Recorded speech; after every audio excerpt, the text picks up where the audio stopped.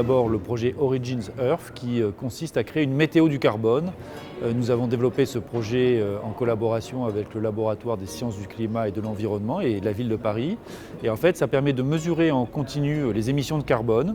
Ça permet aussi de détecter de là où elles proviennent. Ça permet ensuite donc de pouvoir décider là où agir et enfin pouvoir mesurer l'impact de ces actions sur la durée.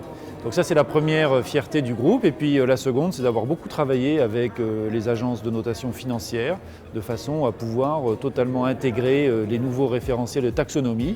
Alors en 2 mots, ça consiste à présenter notre chiffre d'affaires et sa contribution sur les enjeux climatiques et ainsi pouvoir attirer des investisseurs aussi intéressés par une entreprise comme Suez qui chaque jour lutte contre le réchauffement climatique.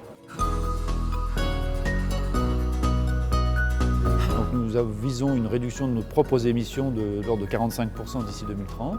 Nous avons aussi pris des engagements sur ce que nous ferions économiser à nos clients en termes d'émissions de carbone, donc en doublant notre objectif de 10 millions de tonnes par an à 20 millions de tonnes par an en 2030. Et puis tout un ensemble d'autres actions, car nous sommes un acteur très spécifique qui a non seulement un impact sur le climat, mais aussi sur toutes les questions d'adaptation. Et nous avons des programmes renforcés dans tout ce qui concerne la protection du capital naturel et en particulier la biodiversité.